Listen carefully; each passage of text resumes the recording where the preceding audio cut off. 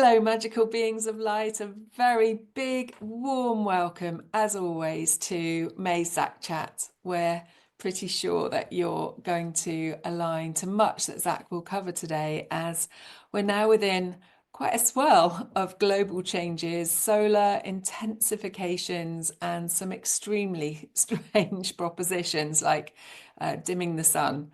So it seems, in light of all of that, important to bring through some of Zac's wonderful clarity, his high perspectives that will hopefully inspire more calm within all of us.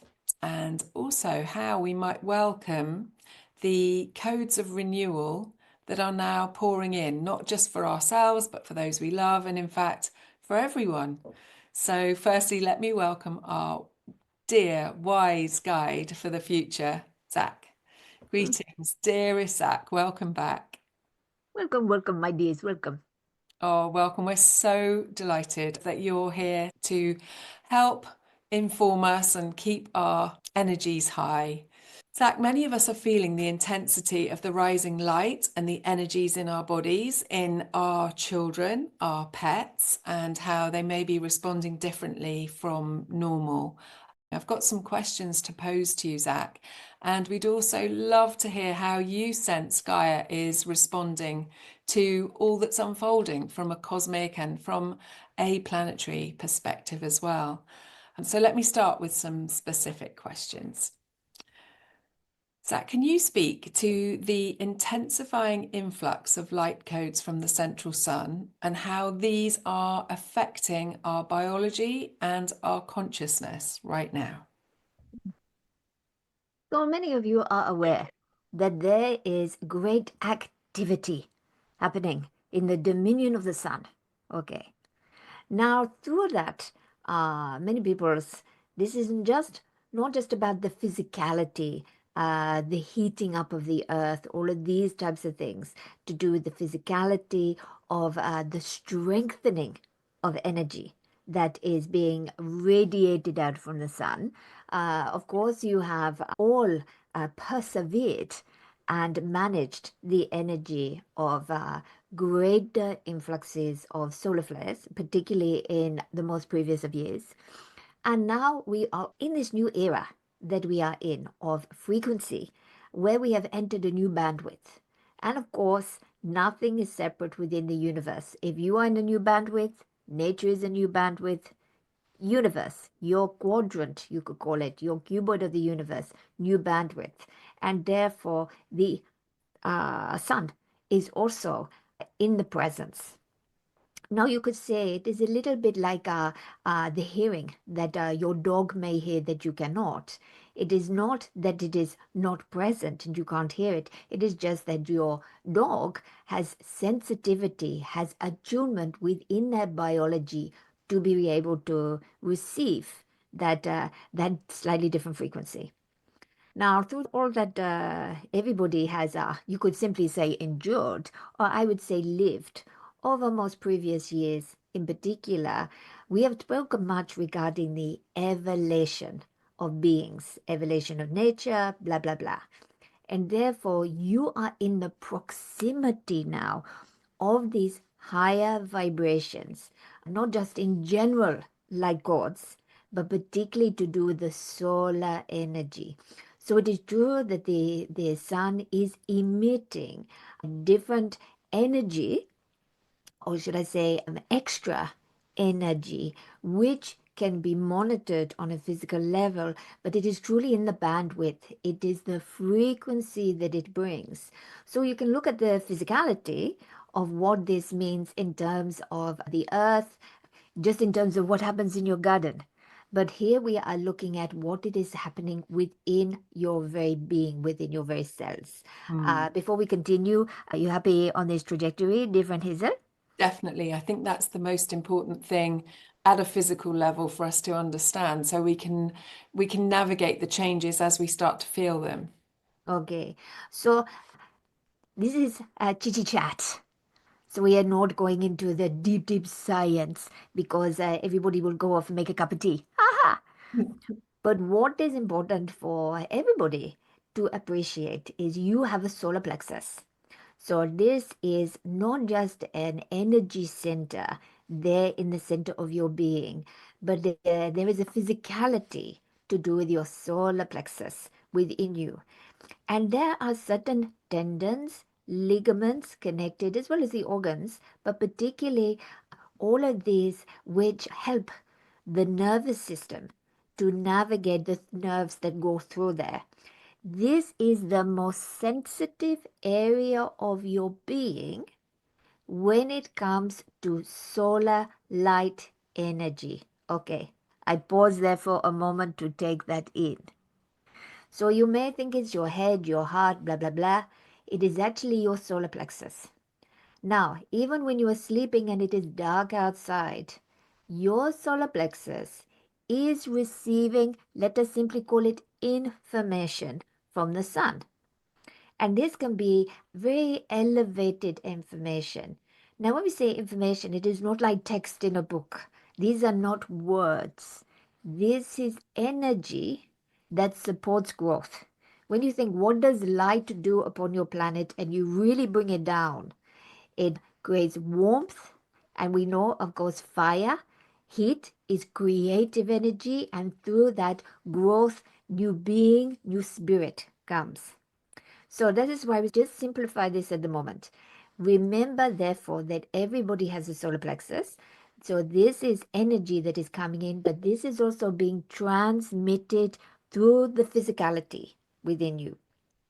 So as there is more energy outpouring, some people may be getting on with their day-to-day life, not even thinking of it. And it can be an overcast day. This is not about having hot sun beating down on you. You could be inside, outside, but you may start receiving information from your nervous system to you.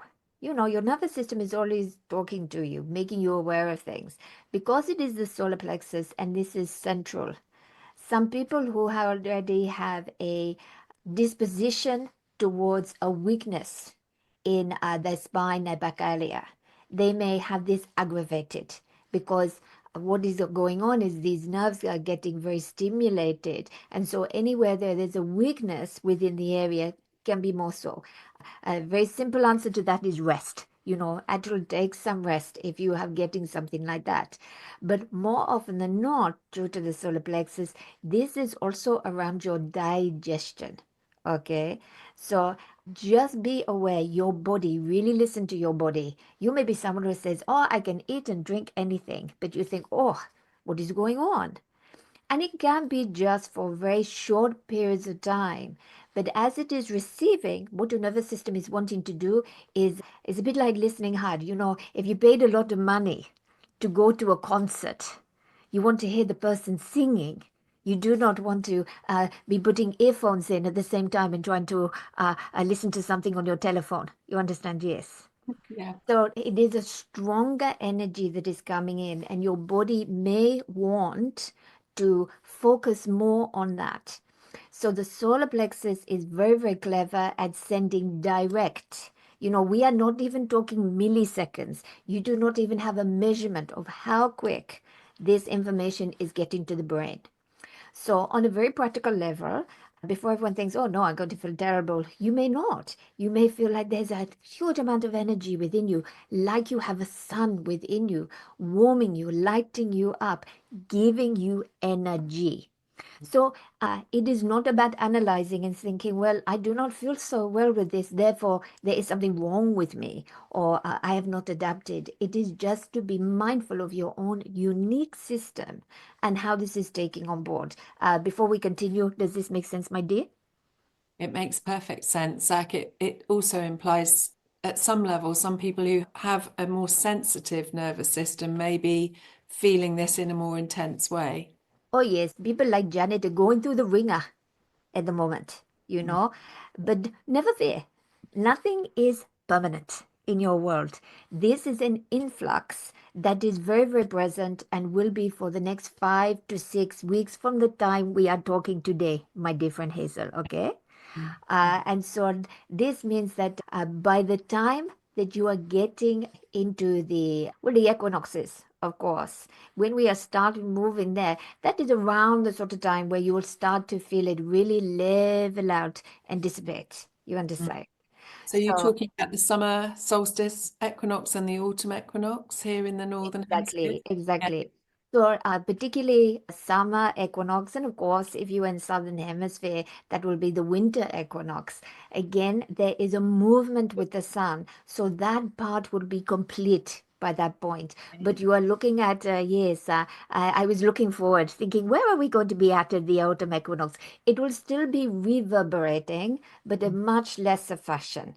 Mhm. You are designed to be part of the universe because you are part of the universe. You are designed to be able to absorb and to modify and to allow change to change you, in a useful way, to adapt to these different presences, these different energies. And because everything that people have done, whether consciously or not, over many years now, you're in a position that you can do it. But it is like anything. You may have trained to run a marathon, but doing it is another thing. It still puts stress and strain on the body, but it is a worthwhile thing to do. And this is the same here. So the main information to know is this energy is very, very powerful and it is in complete union with your solar plexus. You do not have to think, how am I going to engage? How am I going to bring it in? Your body will be doing it anyway.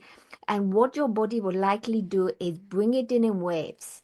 So it is not one just big hit or just constant. Constant would be very hard. And this is where nighttime is your friend.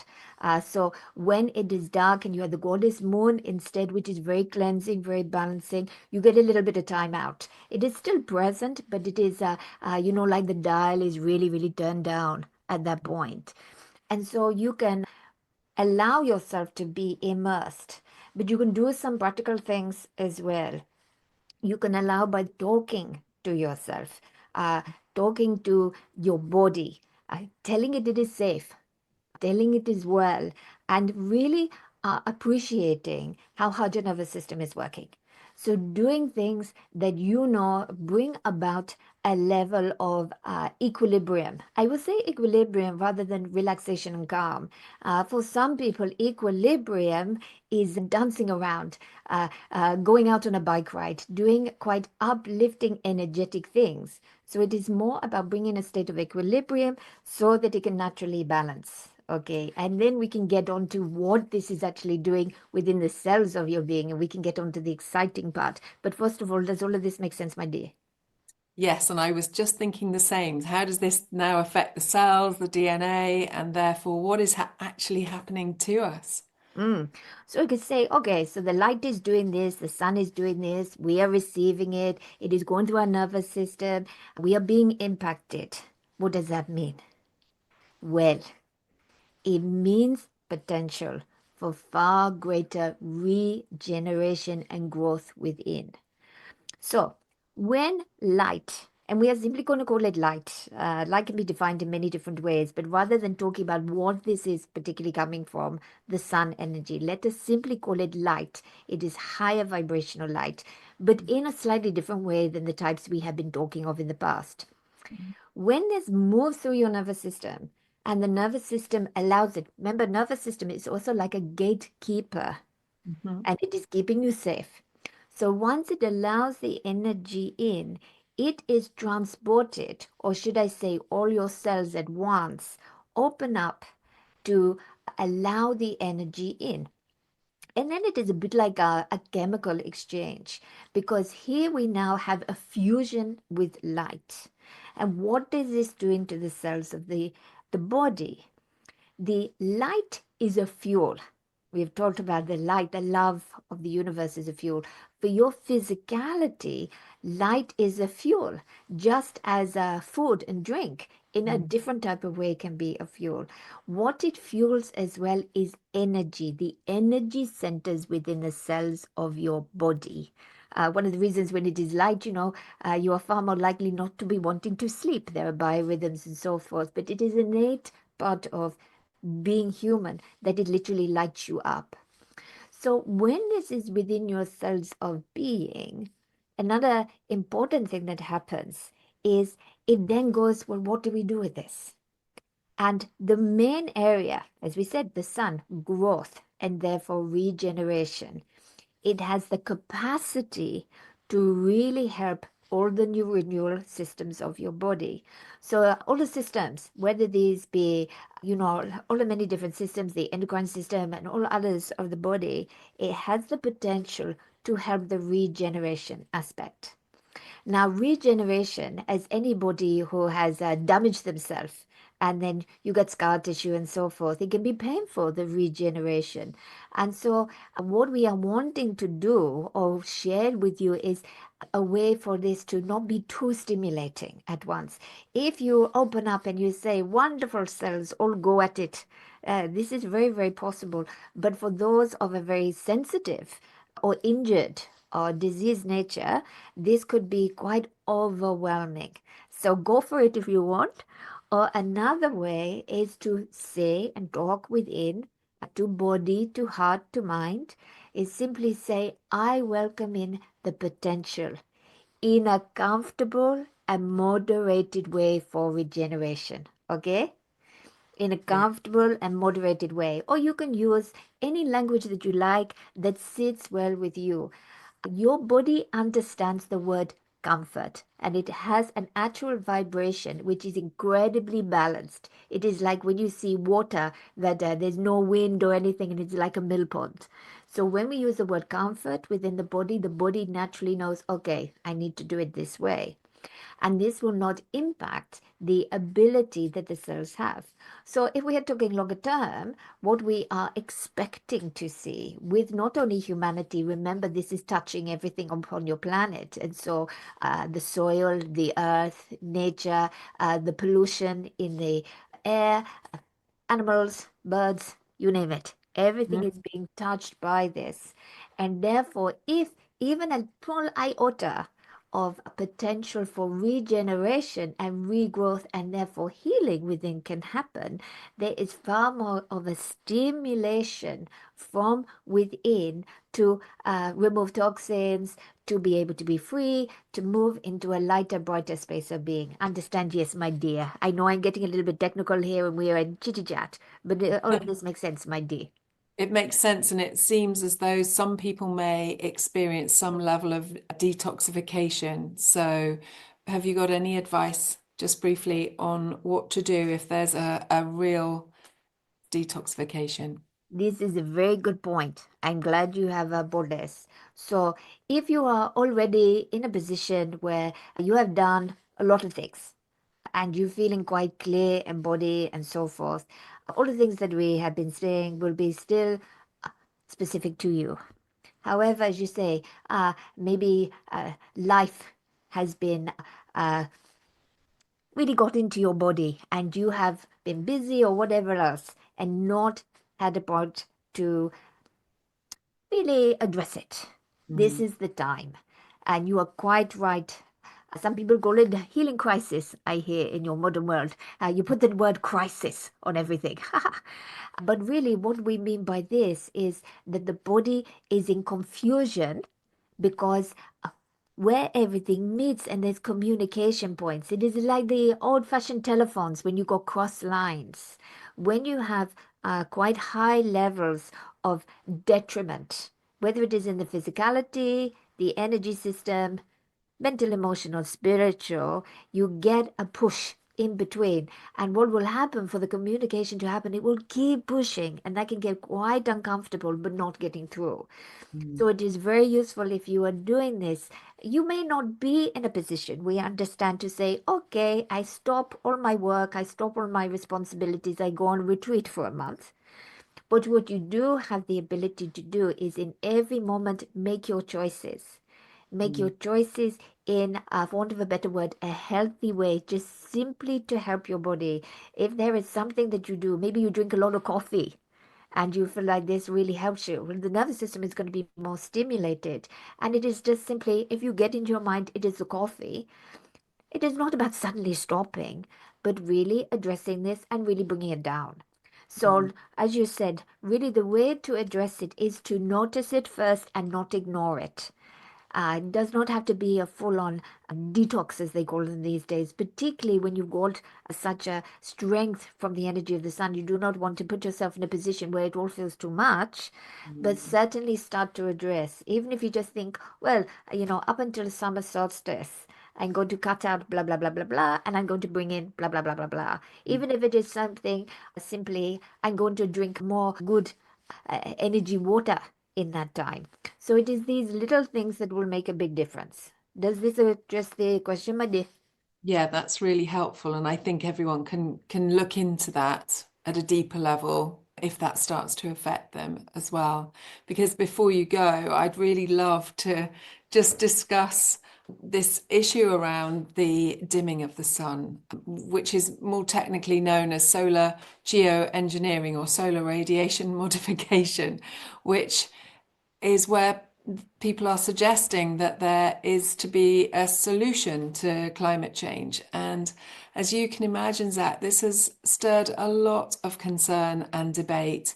And I'd love you to sort of share with us what the energetic and spiritual implications are of this kind of interference with solar light, which could disrupt weather patterns, monsoons, ecosystems, and all of this. And even, one nation's actions could affect global climate. So who is going to be deciding what's acceptable? And is there something that you feel we can do about it?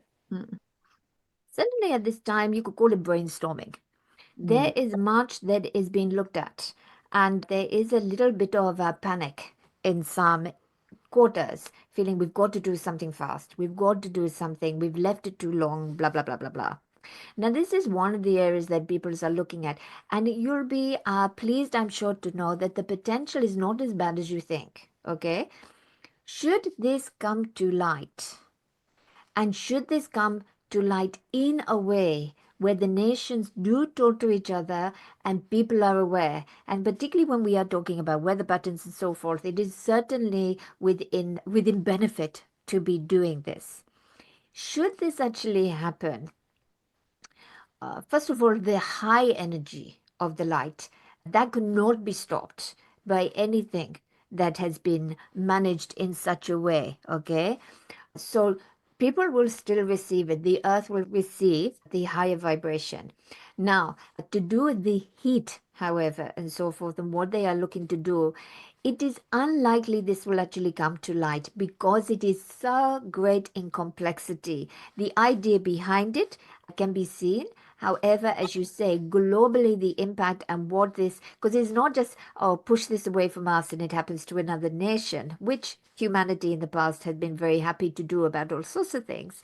This is that it may come round again and be very controversial, should we say, in the application and what would actually happen. So it is unlikely to happen, but should it actually happen, there may be, if we are looking at the silver lining, prospects that actually do help so that there can be habitation in places which are starting to lose the ability to be habitable, and for certain different types of crops, which are certainly starting to become almost obsolete due to it to be able to be gone.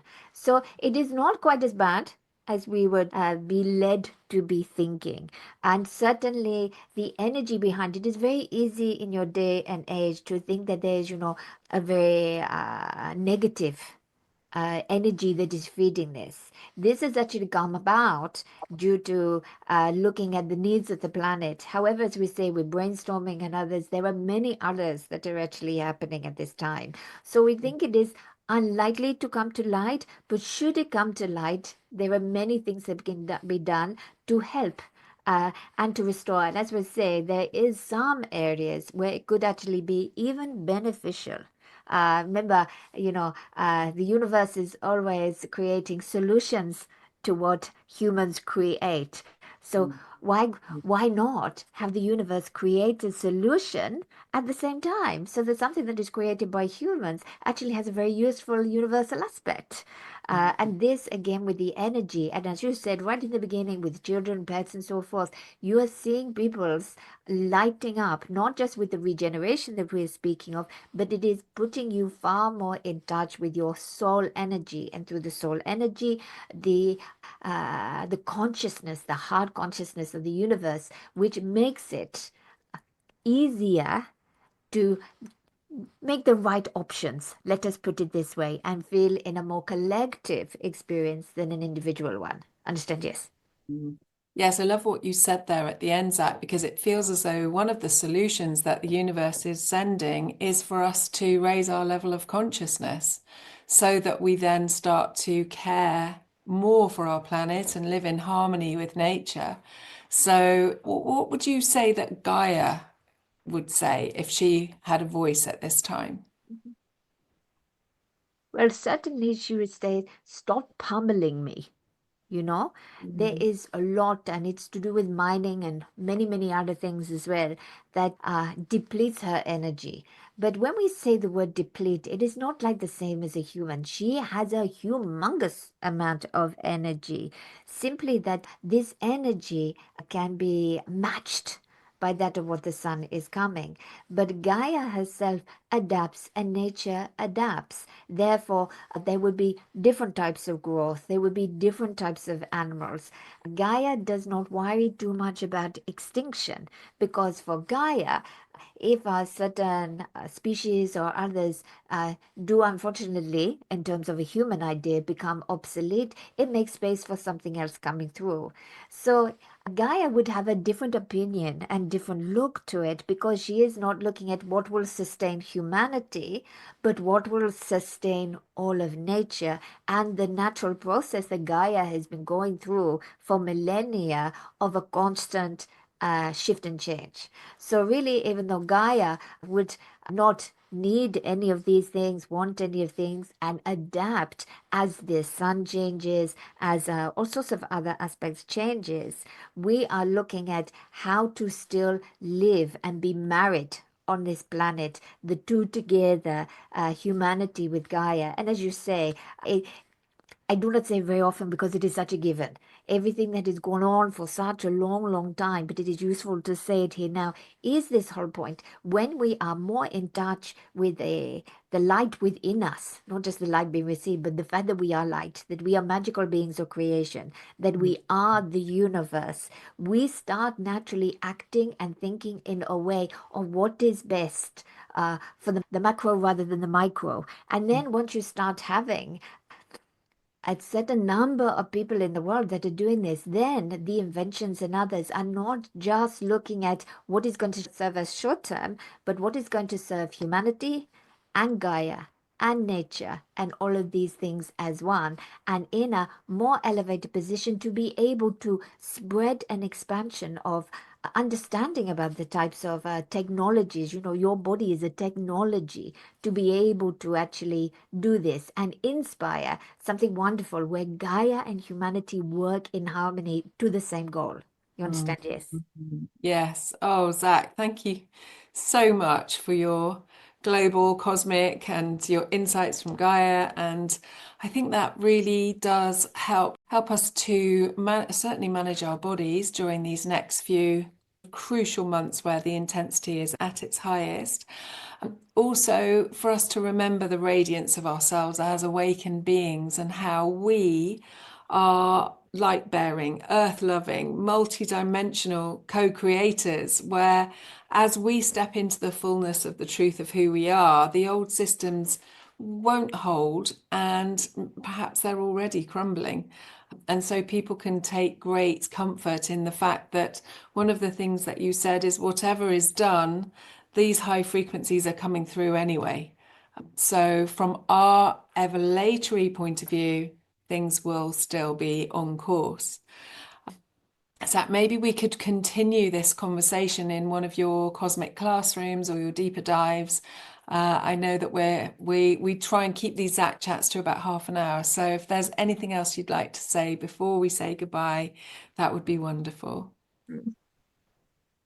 Simply to flow with it. The more fluidity you can have, the more awareness, the more that you think of your nervous system. I know we've spoken much about the nervous system, particularly the last year or two, but the more that you can really prioritize it when it is talking to you. When it is telling you something, listen to it and do these things, then you're already going to be halfway there.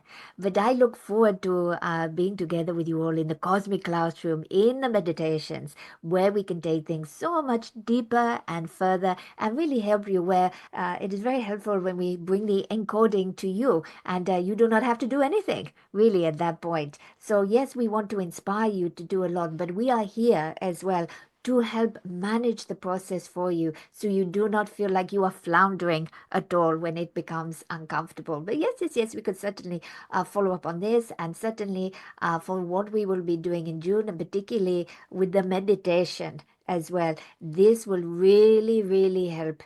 This and some other things that are coming up regarding your evalation of your solar plexus and everything else. Good, good, good.